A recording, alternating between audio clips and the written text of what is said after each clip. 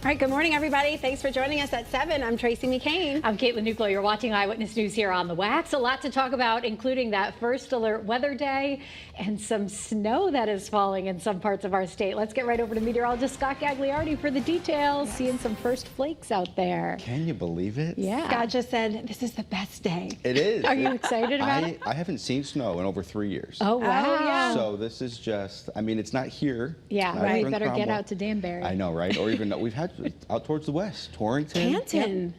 I just read an email. Washington, Yeah. They're getting some snow. Nice. And some of the big flakes out there. Temperatures are marginal, so we're talking when you get close to that 32-degree mark, those flakes can be on the larger side, and that's exactly what we're seeing. At first alert weather day, those rain and snow showers, they continue. There's gusty winds for everybody. Some of those snowflakes, I'll show you those in just a second. First alert live radar, though, notice the blue shading out through parts of Litchfield County, even northern Fairfield County. We'll zoom in and you can notice there's some decent snow falling right now through about Washington, Warren, New Milford. You have New Milford Turnpike, Route 7, take it slow. Some of those roadways definitely coated, at least on the back roads anyway. Even farther towards the south through Danbury, Bethel, 84, seeing some of that snow along the median there, and even farther towards the east. So my route to this morning took me through Durham, through about Middletown, and as much as it's not showing snow now, there was some of that mix. So you have the snow and rain mixing there. Here's a live look in Torrington. If you look close, right in this portion, you can see some of those flakes out there. And that's what we're seeing across parts of our state. Hard to believe. Temperatures colder to the west, where it can support that snow, more mild farther towards the east, near 40. Wind speeds are noticeable for everybody. These are sustained 20 to 25 miles per hour along the shoreline. Check out the wind speeds last night, 40 to 45 miles per hour, a 43 mile per hour gust in Groton, 40 in New Haven. We certainly have some more cold on the way, and it will support some snow later on, even this morning into part of the afternoon hours. I'll let you know how long we can expect it, how much we can see, and what to expect for the upcoming weekend. That's all coming up in just a few minutes. Good morning, Kate. Hey, good morning, Scott. Good morning, everyone. 7:02 here on your Friday here on the Wax. Thanks so much for joining us. So we've got lots of different, it's basically like the whole kitchen sink out there this morning in terms of those road conditions, but everything is wet. So that could really slow you down. Make sure that you're giving yourself plenty of following distance. Get those headlights on. You might need the windshield wipers. We've got a lot of spray coming up from vehicles, and it is breezy out there, so you need to hang on tight to the steering wheel as well. But you can see here, this is in Danbury, 84 east and westbound, grassy surfaces coated in that snow, and just a couple miles up the road, also in Danbury, if you go a little farther east towards Newtown here this morning, looking like, I mean, obviously still wet. We've got the liquid on the lens, but you can see the difference there between the grassy surfaces. So just give yourself some time as you're heading out. Rest of the state looking wet. This is a live look in Meriden, here in Middletown along Route 9. Some sheen on the roadways there. So again, no crashes, which is some good news, but things are definitely could potentially be a little slick as you're heading out. I'm Caitlin Francis with your Connecticut Chevy First Alert Traffic Report, driven by your Connecticut Chevy dealers. All right, if you're waking up in the northwestern part of the state, you are waking up to a wintry surprise this morning. Some snow. Yeah, the first flakes of the season. It's exciting, right? Take a look here. Val and Leslie sent us this picture of their snowy lawn in Bantam, looking beautiful as all that snow comes down. Yeah, and check out this picture from Steve in New Canaan, where you can see the grass leading up to his house, all covered with snow. Ed sent us a picture as well of some snow on his deck in New Milford. Really see it coming down there. Keep sending us your snow pictures. We do love to see them as we celebrate those first flakes of the season. Yeah, it is exciting. All right, just into our newsroom now this morning. We've learned that Faith Prep School in New Milford is on a 2-hour delay this morning, as well as the New Milford School District. We've been getting those closings in and sending push alerts on the phone as well. Yeah, you definitely want to keep checking the WFSB app, which you can download right now. It's free to do that. Because the announcements are changing. So the Children's Center of New Milford delayed an hour, as well as the Regional School District 12 on a 2-hour delay. Those being updated throughout the morning. Yeah, scan that QR code right there if you don't already have the WFSB First Alert Weather app. All right, besides the weather, our other top story this morning, a massive manhunt right now for the suspect accused of murdering a young mother and her baby in Hartford.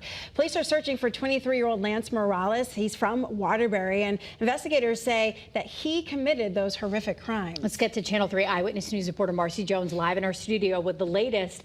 And there's an urgent warning from police out this morning. That's right. First and foremost, police say if you think you see this man, Lance Morales, also known as Macho, to not approach him, as they believed him to be armed and dangerous. Instead, call 911. New details are emerging as police just recently found the suspect's car. Police say Morales allegedly shot and killed 20-year-old Josiah Mercado and her 4-month-old son, Messiah, in a drive-by shooting on New Britain Avenue Tuesday afternoon, following what police believe was a heated dispute over a car. The last known address for Morales is in Waterbury, and that's where police say they found the car used in the crime. Police say that Morales has an extensive criminal history dating back to 2020. Court records contain pages of arrests and convictions.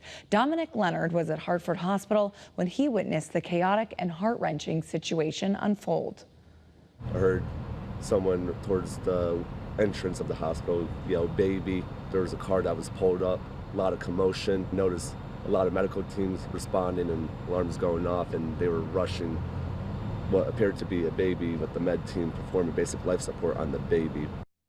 While still on the run, Morales is facing several charges, including 2 counts of murder, criminal possession of a firearm, and assault. His bond is set at $3 million. In the studio, Marcy Jones, Channel 3 Eyewitness News. All right, Marcy, thank you. Well, listen to this. Investigators say recent burglaries of NFL players' homes could actually be linked to the same South American crime ring that was breaking into homes in our state. Yeah, this is a wild connection. 2 of the suspected members faced a judge in Connecticut yesterday. And now our Channel 3 Roger Suzanen is live in studio trying to piece together what we know. Yeah, this really is pretty crazy, ladies. Listen to this. A big group of pro athletes may have something in common with some Connecticut homeowners. They may all have been targeted by the exact same group of crooks. So let me break it down for you, because again, these details truly are wild and crazy. Back in October, police say a South American crime ring broke into the homes of Kansas City Chiefs quarterback Patrick Mahomes, as well as Travis Kelce, who of course many people know as Taylor Swift's boyfriend. You see him there on your screen. But that's really just the tip of the iceberg. The FBI says the same ring also targeted a bunch of regular people in at least 6 different states, including here in Connecticut. Mahomes says the entire situation is beyond frustrating. I can't get into too many of the details because the investigation is still ongoing, but obviously something that you don't want to happen to really anybody, but obviously yourself. And by the way, police recently pinched 2 suspects, you see them there on your screen, who they say are also members of this same syndicate who pulled off crimes in the Avon area, again, according to investigators. But they also tell us many, many more people are involved across the country. Of course, we'll keep you posted as soon as new information surfaces. Caitlin, I'll send it back to you. All right, Roger, thank you.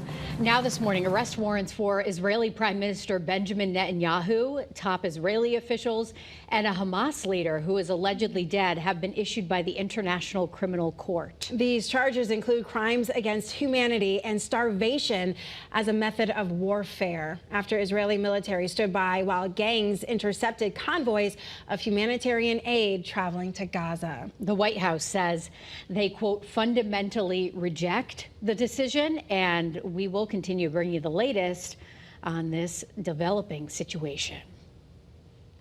Well, a group of people who live on Route 177 in Plainville now have to find somewhere else to stay after a van crashed into their home. It all happened close to the intersection of Northwest Drive last night. Fortunately, no one was hurt there, but the house was badly damaged. The road is back open this morning as police work to figure out what led the driver to crash. Well, right now, a correction officer is awaiting his court date after being charged with assaulting an elderly inmate. Todd Blevins turned himself in on Wednesday on an active warrant. He's accused of using excessive force against an inmate at Corrigan Correctional Center in Montville. He'll face a judge next month. A big update here this morning from Vernon, where police say a young girl has been found safe. Yeah, that's really great news this morning. Police posting these photos on their Facebook page showing the girl on a Ring camera. Police say she was asking for help after walking down West Street toward Union Street. Again, she's been located and she's safe this morning. Also this morning, we are remembering former Governor Jody Rell. She was Connecticut's second female governor, and she led the state at a critical time. She just died this week at the age of 78 in Florida after a brief illness. Rell was lieutenant governor and took on the role of governor after John Rowland faced impeachment for corruption. State leaders remember Rell as someone who got along with just about everyone. It was sudden. I know what she meant for the state. She was a great friend for me as well. You know, I love what she stood for, but I loved her as a human being and as a person. Well, back in 2005, Rell helped to make Connecticut one of the first states in the country to recognize same-sex unions. And the time right now, 7:10, giving you the first alert to some snow showers out there across parts of our state. We're seeing much more in the way of snowfall a bit farther towards the west. But either way, we're getting into it here right in Connecticut. Notice on the satellite and radar loop across the northeast, they have an area of low pressure right in the area of about Albany. Eventually that heads to the south, and it keeps us locked in to some of these areas farther towards the west along the New York-Connecticut state border to see these scattered snow showers. Everybody else still seeing a few showers, but in the form of rainfall. Temperatures anywhere that's close to that 32. Notice 33 in Salisbury, 34 in Torrington and Waterbury. But as soon as you head into the Connecticut River Valley, closer to 40, so any of that precipitation falling in the form of rain. Notice through noon, still some snow showers out there farther towards the west through Salisbury and Torrington, and pay close attention to the temperature. The closest we are to that freezing mark will indicate who's going to see some of those snow showers. It will be accumulating on some of the grassy surfaces, anywhere from an inch, maybe an inch and a half, up to 2 inches. Notice by through Saturday morning, some of those showers farther towards the north. That clears, though, throughout the day tomorrow. Live look in Torrington, where there are some snow showers out there. We'll have the latest on what to expect this weekend. And, of course, next week, the all-important travel forecast right before Thanksgiving. All that coming up with your full First Alert forecast.